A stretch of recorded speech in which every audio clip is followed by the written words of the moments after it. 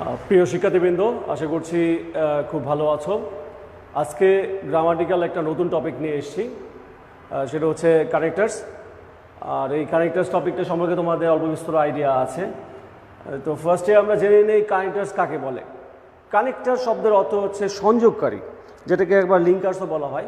এখন সংযোগ বলতে কি সংযোগ, অর্থাৎ বাক্যের মধ্যে আমাদের মাঝে মাঝে বাক্যের সঙ্গতি ঠিক রাখার জন্য কিছু ওয়ার্ড বা ফ্রেজ ইউজ করা হয় বা আমাদের করতে হয়, সেগুলোকে কানেক্টার্স বলা হয়।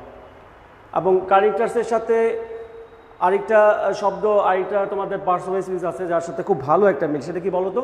সেটা হচ্ছে কনজাংশন। সো কনজাংশন আর কানেক্টার্স অনেকটা কাছাকাছি, তবে 100% এক না। কারণ হচ্ছে যে যেটা বলা হয় যে all the conjunctions are connectors but all the connectors are not conjunction. অর্থাৎ সবগুলো কানেক্টার্সকেই আমরা কনজাংশন বলতে পারি না, কিন্তু সবগুলো কনজাংশন কিন্তু কানেক্টার্স, অর্থাৎ কানেক্ট করে। তো একটু বেসিক ডিফারেন্ট আছে কানেক্টার্সের সাথে আর কনজাংশনের সাথে। সেই বেসিক ডিফারেন্সটা হচ্ছে এরকম যে কানেক্টার্স ও কনজাংশন দুটি সংযোগকারী, কিন্তু কি করে conjunction gradually join two clauses but connectors are use between two separate sentences. অর্থাৎ দুইটা সেপারেট সেন্টেন্সের সাথে জয়েন করার ক্ষেত্রে আমরা ব্যবহার করব কি, কানেক্টার্স না কনজাংশন? দুইটি সেপারেট ক্লজের সাথে আমরা ব্যবহার করব, সেটা হচ্ছে কানেক্টার্স। আর দুটি আলাদা ক্লজের সাথে জয়েন করার ক্ষেত্রে আমরা ব্যবহার করব কনজাংশন। তো আসো আগে ফার্স্ট আমরা দেখে নিই সাম ইম্পর্টেন্ট কানেক্টার্স।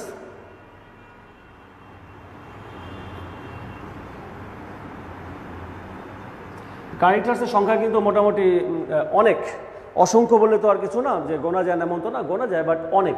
এখন অনেকের মধ্যে কোনগুলো বেশি গুরুত্বপূর্ণ, যেগুলো নিয়ে আমরা বেশি আলোচনা করবো, সেগুলো একটা প্রাইমারি আমি তোমাদের একটা লিস্ট দিব, একটু দেখে নাও, তারপর আমরা এক এক করে কানেক্টার্সেরগুলো প্র্যাকটিস করব। তো আমাদের সাথে ইতিমধ্যে আমাদের আজকের ক্লাসে জয়েন করেছে, দেখা যাচ্ছে অনেকেই চলে আসে। শিবাতুল মণি সালাম জানিয়েছে, ওয়ালাইকুম আসসালাম। সাথে আছে সুলতানা অর্পি এবং শহীব আল হাসান, আরও আছে আরিম, মৌশিলা, নির্ঝরা, হ্যাঁ অনেকে আমরা দেখতে পাচ্ছি। সো আসলে আমরা তাদের কাছে ক্লাসটা বুঝি। তো কি বলছিলাম যে কিছু গুরুত্বপূর্ণ কানেক্টার্স একটা লিস্ট করি আমরা আগে, তাহলে হয়তো কানেক্টার্সগুলো করতে সুবিধা হবে। যেমন ধরো আমরা কমনলি যেই কনজাংশনগুলোকে চিনি, অ্যান্ড, বাট, অর, এগুলো আমরা কীভাবে চিনি? কনজাংশন হিসাবে চিনি। এগুলো কিন্তু কানেক্টার্স। তো প্রথমেই আমি তোমাদের কনজাংশন একটা লিস্ট দিলাম, অ্যান্ড, বাট, অর। এছাড়া দেখো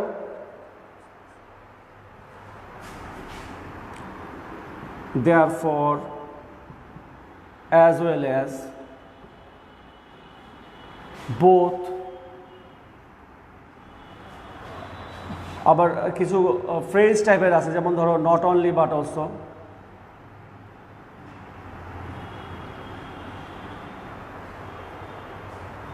rather than,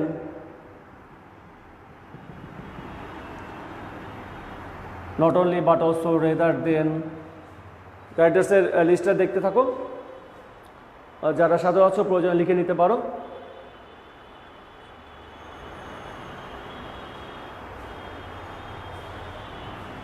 yet, still, so that, আবার সো দ্যাটের আরেকটা ব্যাপার আছে, সো ডট দ্যাট, তার মাঝখানে এক বা একাধিক ওয়ার্ড হবে, এইটা একটা ব্যাপার।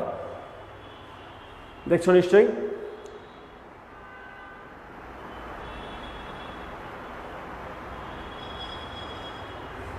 in order to, though, although, yet। আমরা কি করছি, গুরুত্বপূর্ণ কানেক্টার্সের একটা লিস্ট করছি। আমরা কানেক্টার্স এক এক করে আবার পড়ব। Since, no sooner had,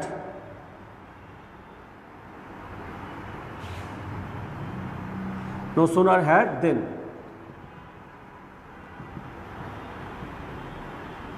scarcely had when।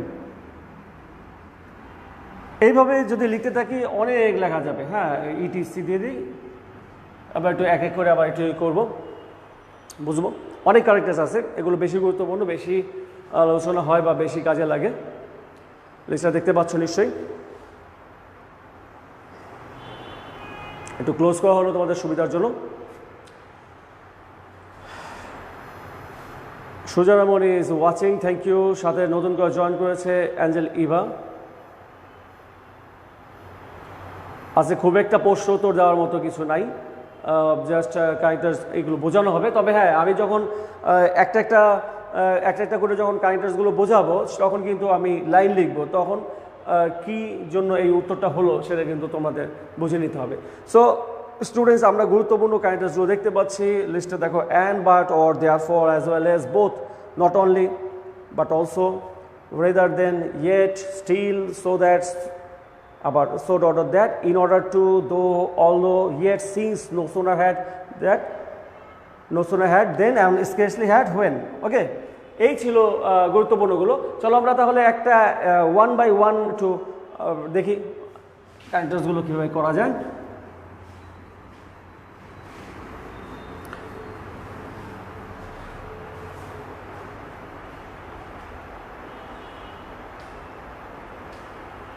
আচ্ছা, রুল নাম্বার ওয়ানে দেখো,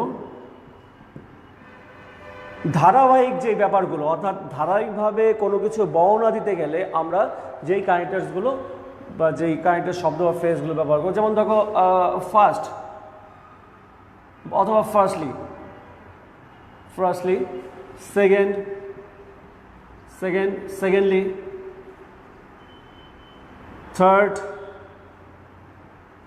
থার্ডলি,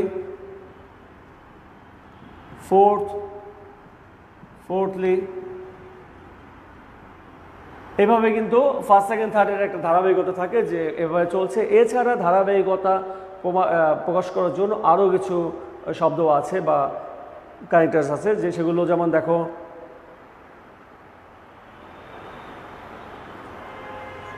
নেক্সট, লেটার, বা ফাইনালি, শেষ হচ্ছে, অর্থাৎ পরবর্তীতে বা পরে বা সর্বশেষে।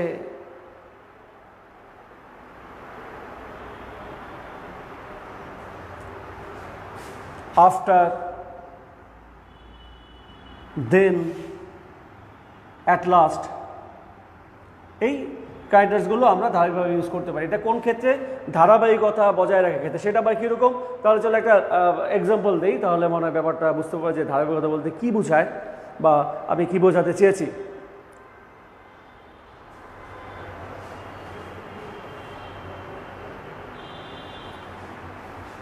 সাপোজ ধরো আমি একটা নিশ্চয়ই তোমার শব্দগুলো দেখেছো, সিরিয়ালি বা ধারাবাহিক কোনো বক্তব্য বোঝানোর জন্য আমরা কোন ক্যারেক্টার্সগুলো ব্যবহার করব। আমি ধরো একটা এক্সাম্পল দিচ্ছি।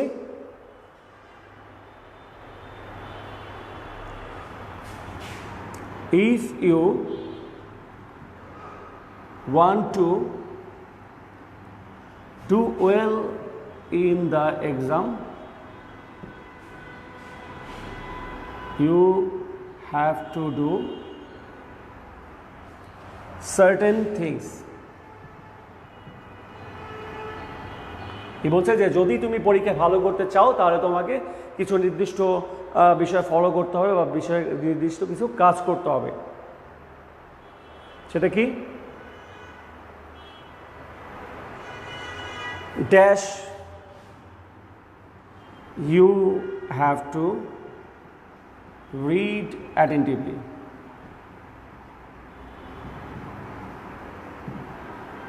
তো কি করতে হবে? তোমাকে মনোযোগ দিয়ে পড়তে হবে। তারপরে কি করতে হবে? Dash, you have to memorize some answer of questions. তোমাকে কিছু প্রশ্নের উত্তর হয়তো মেমোরাইজ করতে হবে, মুখস্থ করতে হবে।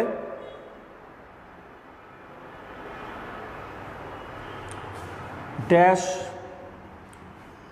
you have to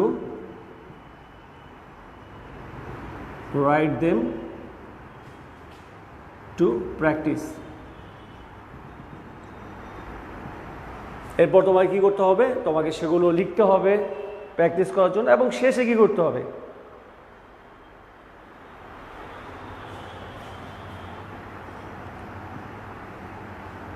you need to revise oftenly মানে হচ্ছে প্রায়। তো কি দাঁড়ালো দেখো তো, তোমাকে ধারাবাহিকতা ক্লিয়ার করার জন্য একটা প্যাসেজ, একটা ছোট্ট একটা খণ্ডাংশ বা একটা ছোট্ট একটা প্যাসেজ দেওয়া হলো, যেখানে তুমি 4টা পেলে। যারা আছো আজকে, চলো তাহলে এখান থেকে আমরা প্র্যাকটিস শুরু করি। একটা একটা করে যখন আমরা প্র্যাকটিস শুরু করব তখন কিন্তু আমাদের আরও ভালো হবে।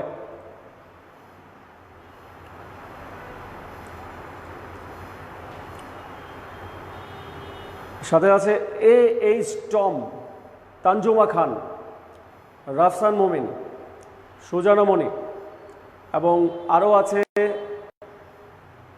আসমা আক্তার, নীলা শারমিনা আক্তার সালাম জানিয়েছে, ওয়ালাইকুম আসসালাম, খাদিজা আক্তার বন্যা।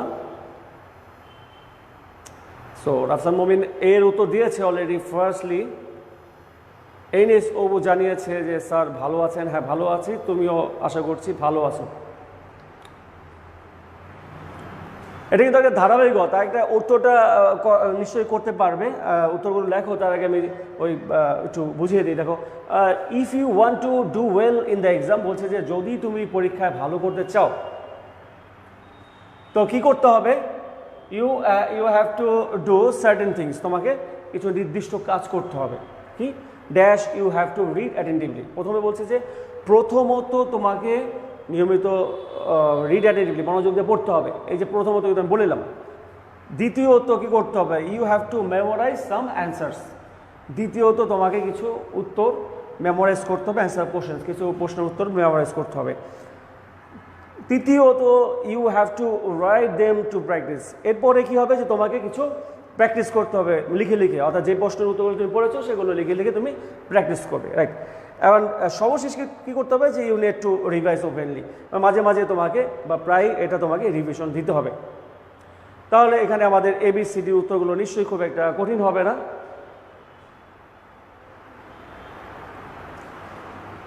কি হবে,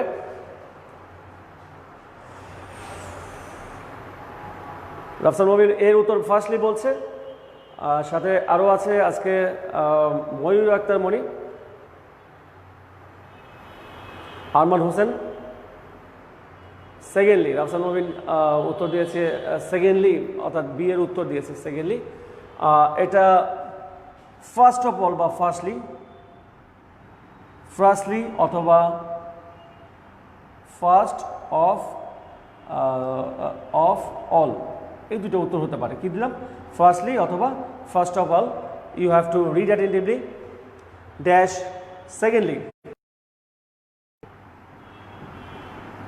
Secondly, you have to memorize some answers of questions. Or C number first, second, যেহেতু হচ্ছে thirdly, you have to write them to practice, and at last অথবা ফাইনালি, এখানে আমরা হয়তো দিতে পারি at last, অবশেষে বা সর্বশেষে, অথবা ফাইনালি, এই শব্দটাও আমাদের হতে পারে। তুমি যদি মনে করো ফাইনালি দিব, ফাইনালি দিতে পারো। তুমি যে অ্যাটলাস দিচ্ছ অ্যাটলাস দিতে পারো। এখানে যেমন আমি ফার্স্ট দিলাম, তুমি ফার্স্টলি লিখতে পারো, ফার্স্ট অফ অল লিখতে পারো। সো এরকম কারেক্টার্সে কিন্তু অপশনালভাবে উত্তর দেওয়ার একটা সুযোগ আছে। সো দেখতে পাচ্ছ স্টুডেন্টস, এইভাবে কারেক্টার্স করে যদি ধারাবাহিকতা বোঝায়।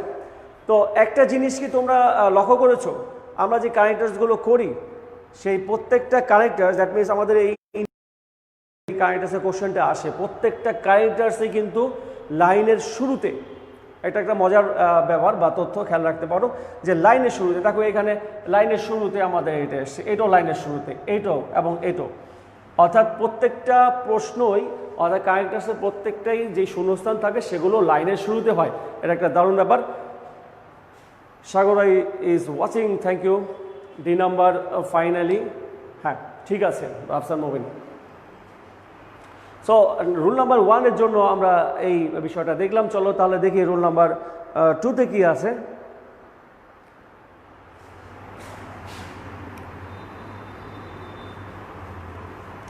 রুলে 1-এ আমরা যেই ছোট একটা প্যাসেজ দিলাম যেখানে 4টা ক্লু ছিল, মানে 4টা শূন্যস্থান করার জন্য ছিল, যেখানে আমরা দেখলাম ধারাবাহিকভাবে বোঝানোর জন্য ফার্স্টলি, সেকেন্ডলি, থার্ডলি এবং ফাইনালি বা লাস্ট অফ অল আমরা লিখি।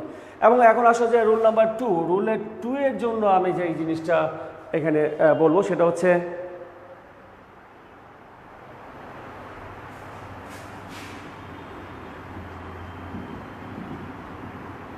in addition to, add to, furthermore, কি শব্দ পেলে? in addition to, add to, furthermore, moreover, besides, by the by। তো কি বুঝতে পারছো এটা কোন ক্ষেত্রে এই বিষয়গুলো ব্যবহার হয়? একটু শব্দগুলো শেষ শুয়ে তাহলে বলছি। যেমন not only but also, not only but also।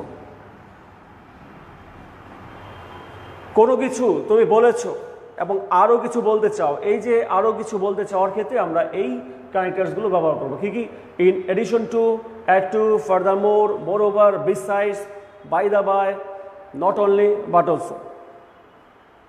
আচ্ছা দাও একটা এক্সাম্পল দিই।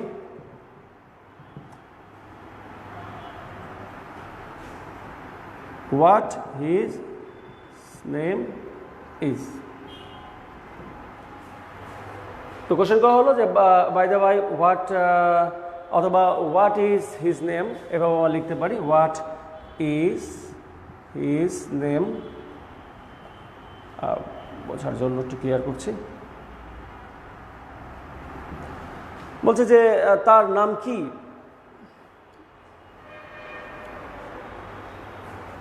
হি ইজ ভেরি স্মার্ট। সে খুব smart. Dash he is very artful. Artful মানে হচ্ছে যে শৈল্পিক, তার শিল্প মনস্ক একটা অবস্থা। তো কি হলো যে dash what is his name, তার নামটা কি? He is very smart. এখানে একটা জিনিস খেয়াল রাখো, স্মার্ট শব্দটা কিন্তু পুরুষদের ক্ষেত্রে ব্যবহার হয়, আর মেয়েদের ক্ষেত্রে বা মহিলাদের ক্ষেত্রে বিউটিফুল শব্দটা ব্যবহার করা। এটা কিন্তু খেয়াল রাখবে। কোনো পুরুষে কিন্তু বা কোনো ছেলে মানুষ বা পুরুষকে, বয়কে স্মার্ট বলা যাবে, বিউটিফুল বলা যাবে না। কোনো মেয়েকে কিন্তু স্মার্ট বলা না, বিউটিফুল বলতে হয়, এটাই নিয়ম। So he is very smart, dash he is very artful. সে আর্টফুলও খুব। তাহলে কি হবে, আমাদের উপরে যে শব্দগুলো আমরা দিয়েছি এগুলো থেকে আমাদের উত্তরগুলো বের করে পাওয়া যেতে পারে। যেমন ধরো বলছে যে রাসেল মোমিন এ নাম্বার উত্তর দিয়েছে বাই দা বাই, মানে একটা কথা বলছে, সেই কথার সাথে প্রসঙ্গ টেনে বলছে by the by what is his name. Okay, very good. আমরা বাই দা বাই এখানে উত্তর হবে বাই দা, মানে একটা কথা হচ্ছে, কথা বললে তারপরে প্রসঙ্গে বলছে যে বাই দা বাই, মানে সে তো খুব smart, he is very smart, dash he is very artful. এছাড়া সে আর্টফুল। এই যে এছাড়া কিন্তু আমি বলে ফেলেছি number B. So number B নিশ্চয়ই অনেকে পারবে। আফসার মোমিন কিন্তু এর উত্তর দিয়েছে, আমরা আশা করছি বি এর উত্তরটা চলে আসবে।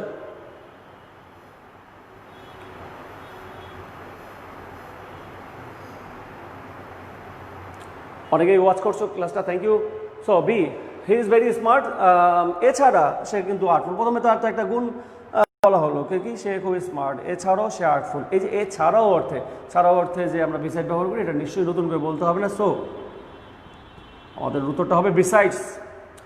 এখানেও কিন্তু দেখো এ বি সেন্টেন্সের শুরুতে হলো, এই জিনিসটা খেয়াল রাখবে। সো তো কি হলো যে কোনো কিছু বলার পরে আরও কিছু বলার ক্ষেত্রে, অর্থাৎ আরও কিছু যোগ করার ক্ষেত্রে প্রসঙ্গে আমরা এই শব্দগুলো ব্যবহার করব, অতিরিক্ত তথ্য জানার ক্ষেত্রে বা বোঝানোর ক্ষেত্রে। নাম্বার 2 ছিল এই। চলো নাম্বার 3-তে যেই, 3-তে যেয়ে দেখি যে 3-তে কি আছে।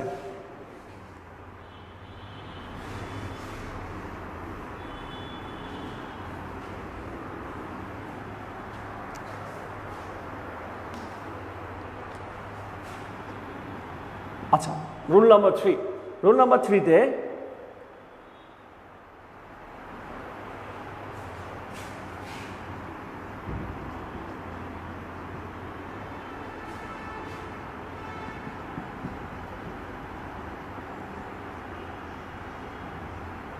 For example, as for example, such as, অর্থাৎ কী কী শব্দগুলো লিখলাম দেখো তো, for example, as for example, such as, আরও দেখা যায় যেমন দেখো ফর ইনস্ট্যান্স।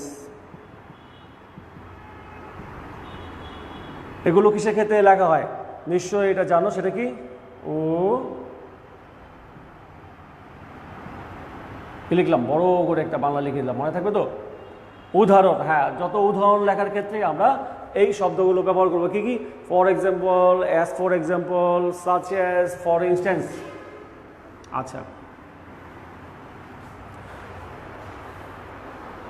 যেমন একটা এক্সাম্পল হয়ে যাক, যেমন ধরো বললাম যে একটা এক্সাম্পল যে there are many kinds of birds in our country. আমাদের দেশে অনেক ধরনের বা অনেক রকমের পাখি আছে। কী কী? যেমন dash dash, the Dove, the magpie, the Sparrow, আরও অনেক কিছু বললাম। ঠিক আছে, লাইনটা শেষ হলো এবার। তো কি বলছে যে লাইনে there are many kinds of birds in our country, আমাদের দেশে অনেক পাখি আছে। উদাহরণস্বরূপ the dove, the magpie, the sparrow, অর্থাৎ এই উদাহরণস্বরূপ ক্ষেত্রে আমরা কিন্তু এখানে উপরে যে শব্দগুলো আছে এখান থেকে একটা শব্দ সুবিধা মতো ব্যবহার করে ফেলবো, তাই তো?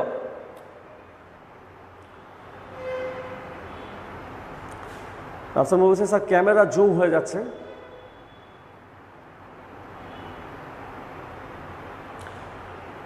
খালিদা আক্তার বন্যা আগেরটার একটা অ্যান্সার দিয়েছে বিসাইডস। নীলা শর্মিলা আক্তার, সামিরা আক্তার ও উত্তর দিয়েছে এর বাইদা বাই বি বিসাইডস, আমরা যেটা রেখে এসেছি। সো এখন রুল নাম্বার 3-তে আমরা উদাহরণস্বরূপ কী হতে পারে সেটা নিয়ে আলোচনা করছি। রাফসান মুভি উত্তর দিয়েছে সাচ অ্যাজ। ওকে, এখানে ওর উত্তরের সাথে যদি আমরা একাত্ম ঘোষণা করি তাহলে সাচ অ্যাজ একটা উত্তর হতে পারে। সাচ অ্যাজ যদি আমরা এখানে লিখতাম ফর এক্সাম্পল তাহলে কিন্তু আমাদের উত্তরটা হতো। সো প্রায় উপরের সবগুলো উত্তরেই কার্যকর হয় এখানে উদাহরণস্বরূপ বোঝাতে।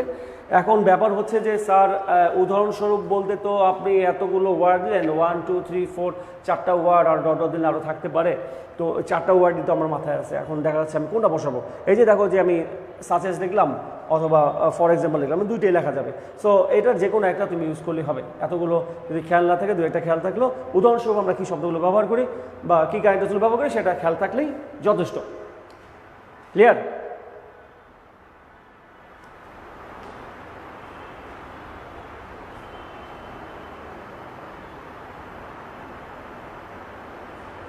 চলো তাহলে দেখি 4-এ কি আছে।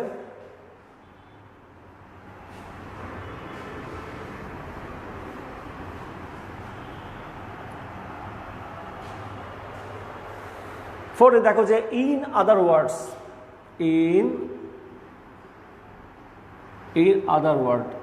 ইন আদার ওয়ার্ড শব্দটা কখন ব্যবহার হয়? ইন আদার ওয়ার্ডটা ব্যবহার হয় এই অর্থে যে একই জাতীয় কোনো কিছু বলতে ইন আদার ওয়ার্ড শব্দটা ব্যবহার করা হয়। যেমন দেখো এক্সাম্পল দেই, a noun is name of something বা নাউন বলতে কি বোঝায়? কোনো কিছুর নাম বোঝায়। Noun is name of something dash a noun is a naming word, অর্থাৎ নাউনকে বলা হয় নেমিং ওয়ার্ড। তো কি হলো যে noun is a name of something dash a noun is a naming word.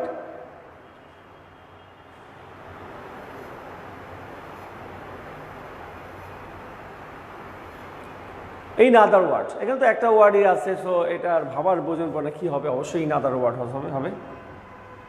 কিন্তু হলো কি না সেটাই আমরা একটু দেখি। বলছে নাউন হচ্ছে কোনো কিছুর নাম, অন্য কথায় বা অন্যভাবে বলতে গেলে নাউন হচ্ছে নেমিং ওয়ার্ড, কোনো কিছুকে নামকরণ করা। সো এখানে ইন আদার ওয়ার্ড শব্দটা বা ইন আদার ওয়ার্ড কানেক্টার্সটা ইউজ করলাম আমরা কিসের জন্য, যে কিসের জন্য বলতো, যে ইন আদার ওয়ার্ড শব্দটা একই জাতীয় কোনো বস্তুকে বা একই জাতীয় কোনো কিছুকে আবার বোঝাতে, যে অন্য কথায় বলতে গেলে, এক কথা বলতে গেলে বা আরভাবে বলতে গেলে সেক্ষেত্রে আমরা ইন আদার ওয়ার্ড শব্দ বা যেটাই বলছি কানেক্টার্স ইউজ করব। সো ইটস নাম্বার 3 গেল। চলো আমরা 4-এ যেয়ে দেখি 4-এ কী আছে। আমরা একটা করে কানেক্টার্সগুলো বুঝি, পরে আবার board standard passage wise practice করব। কিন্তু এখানে দেখবে যে তোমাদের ক্লোজ টেস্ট উইথ ক্লোজ অথবা স্পেশাল ওয়ার্ডস কোশ্চেন নাম্বার 3 যেটা আমরা করেছিলাম এর আগে, সেইখানে যেমন তোমার ক্লু থাকে, এখানে কিন্তু ক্লু থাকবে না। সো কানেক্টার্সের বড় সমস্যাটা হচ্ছে ওয়ার্ডগুলো একটু বেশি, ওয়ার্ডগুলো মনে রাখতে হয়, এটা একটা ব্যাপার, কিন্তু ওয়ার্ডগুলো ক্লু থাকে না, এটা একটা বড় সমস্যা। যদি না জানলে বা মনে না রাখতে পারে এটা একটা সমস্যা। সেই জন্য আমাদের ওয়ার্ডগুলো ভালো করে কোন কানেক্টার্স কী কী অর্থ বহন করে এবং কী কী ক্ষেত্রে ব্যবহার হয় সেটা আমাদের ভালো করে বুঝতে হবে, তাই তো? আচ্ছা, number 4-এ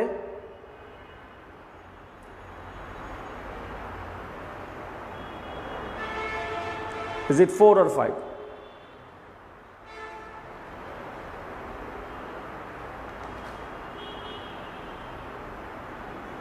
No, it's 5. We have done 4.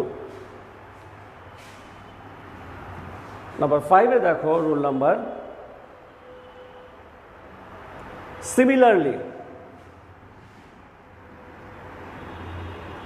in the same way,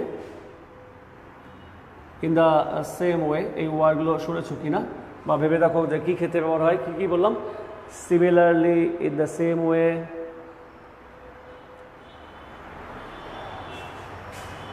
in the same manner,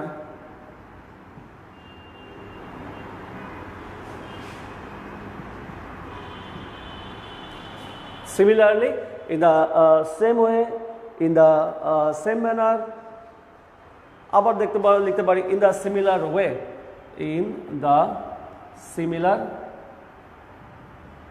way। এই শব্দগুলো ব্যবহার করা হয়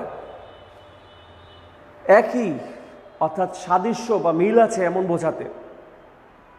যেমন দুটো বস্তুর ক্ষেত্রে বললাম যে দুটো বস্তুর ক্ষেত্রে একই জিনিসে মিল আছে, বা দুজন ব্যক্তির ক্ষেত্রে একই ক্ষেত্রে মিল আছে। এই মিলের ক্ষেত্রে আমরা লিখব যে এর এই গুণ আছে, সিমিলারলি তারও এই গুণ আছে। এই দুইজনের ক্ষেত্রে মিল, সাদৃশ্য বা মিল বোঝাতে আমরা এই similarly, in the same way, in the same manner, in the similar way, এই শব্দগুলো অর্থাৎ এই কানেক্টার্সগুলো ব্যবহার করব। তাহলে চলো একটা এক্সাম্পলে যাই।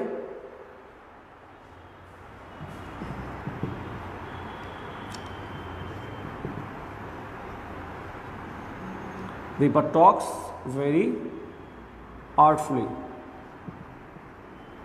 কি বলছে যে দীপা খুব আর্টফুলি, সুন্দরভাবে গুছিয়ে কথা বলতে পারে। Dipa talks very আর্টফুলি।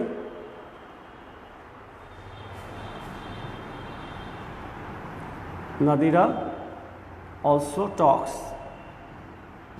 dash.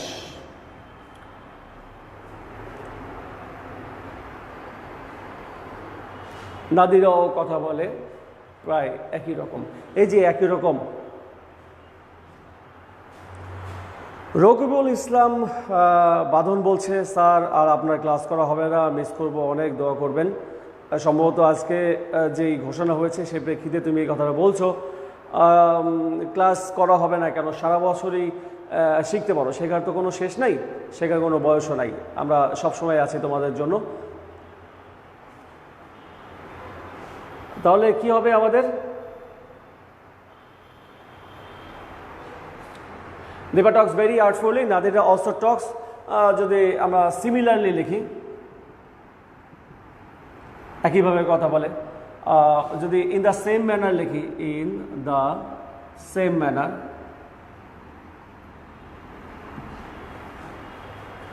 তাও কিন্তু আমাদের উত্তর হবে। এখানে তোমরা এই লাইনের প্রেক্ষিতে এই উত্তর এখানে খুঁজে বের করা খুব সহজ, যেহেতু মোটামুটি একটা ক্লু দেওয়া হচ্ছে, সেই প্রেক্ষিতে এখান থেকে উত্তর বের করে নিচ্ছি। কিন্তু বাট এগুলো তোমার খেয়াল রাখতে হবে যে কোন ক্ষেত্রে আমি সিমিলারলি ব্যবহার করলাম, কোন ক্ষেত্রে ইন দ্য সেম ম্যানার ব্যবহার করলাম, অর্থাৎ একই, অর্থাৎ দেখো যে দীপা টক্স, দীপা সুন্দরভাবে কথা বলতে পারে, নাদিরা অলসো টক্স, নাদিরও সুন্দরভাবে কথা বলতে, অর্থাৎ দুজনের ক্ষেত্রে একটা বিষয়ে মিল আছে, সেই মিল ক্ষেত্রে কিন্তু আমরা এই কানেক্টার্সগুলো ব্যবহার করছি। সো খেয়াল রাখতে হবে যে কোন প্রেক্ষিতে কোন কানেক্টার্সগুলো ব্যবহার হয়।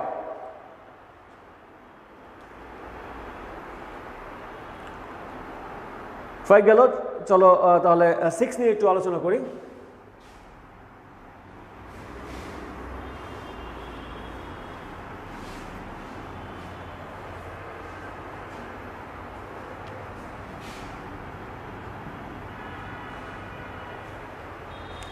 Six.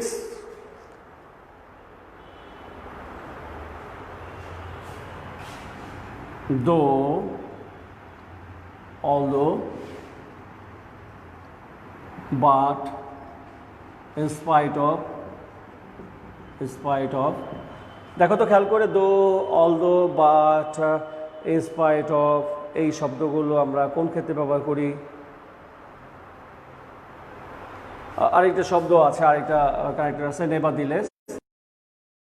নেভার দি লেস, এই শব্দগুলোর অর্থ যেটা বহন করে সেটা হচ্ছে যা হওয়া উচিত তা না বুঝে অন্য কিছু বোঝালে, অর্থাৎ একটা কাজ বা একটা প্রেক্ষিতে যেই ব্যাপারটা হওয়া উচিত ছিল সেটা না হয়ে যদি অন্য কিছু হয়, সেক্ষেত্রে আমরা এই ওয়ার্ডগুলো ব্যবহার করব। এটা আমার মনে হয় যে একটা এক্সাম্পল দিলে তোমাদের বুঝতে আর একটু সুবিধা হবে। যেমন দেখো একটা এক্সাম্পল দিলাম, হি worked very hard dash he could not shine in life.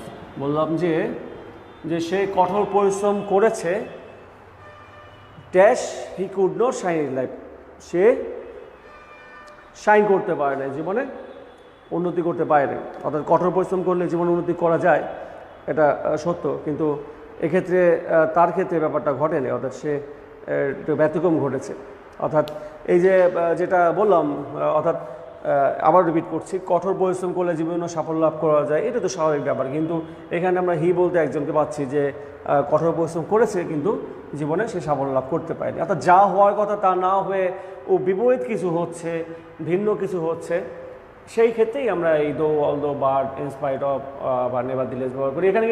এখানে দো ব্যবহার করলে হবে না, অর্থাৎ সব ক্ষেত্রে কিন্তু সবগুলো ব্যবহার করলে হবে না। পরিস্থিতি বুঝে, সেন্টেন্সের মিনিংটা বুঝে আমাদের কিন্তু এখানে কোন কানেক্টার্সের হবে। যদিও এখানে এই দো, although, but, in spite of, never the less আছে, এগুলোর অর্থ প্রায় সেমই হয়, কিন্তু সব ক্ষেত্রেই আমরা এটা বসাতে পারবো না। যেমন দেখো, হি worked very hard dash he could not shine in life, কি হতে পারে উত্তর? যদি আমরা দিকে লিখি, তা সত্ত্বেও, নেভার দি লেস, নেভার দি লেস, অর্থাৎ সে কঠোর পরিশ্রম করেছিল, তা সত্ত্বেও সে জীবনে উন্নতি করতে পারে নাই। সবার জীবনে তো আর ওইভাবে হয় না।